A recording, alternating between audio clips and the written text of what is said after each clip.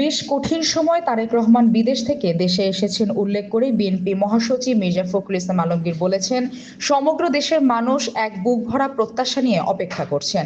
ইতোমধ্যে দূর থেকে তিনি ডিজিটালি যে সমস্ত কথা আমাদের সামনে বলেছেন, জাতির সামনে বলেছেন, গোটা জাতি আজকে অনেক বেশি আশান্বিত হয়েছি। এই জন্যই এবার একটা সুযোগ সৃষ্টি হবে, সত্যিকার অর্থেই উদারপন্থী গণতান্ত্রিক ব্যবস্থা আমরা সৃষ্টি করতে পারবো।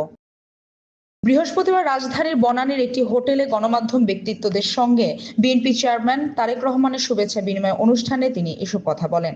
এ সময় তিনি সাংবাদিক নেতাদের মন খুলে কথা বলতে অনুরোধ করেন। মির্জা ফখরুল বলেন, আজকে আমি কথা বলতে আসিনি, আজকে আমাদের চেয়ারম্যান তারেক রহমান বলবেন, আমরা শুনবো। যদিও ঠান্ডা লেগে তার কণ্ঠের কিছুটা সমস্যা হয়েছে। অনুষ্ঠানে বিএনপির স্থায়ী কমিটির সদস্যরা সহ বিভিন্ন গণমাধ্যমের শীর্ষ ব্যক্তিরা উপস্থিত হয়েছেন।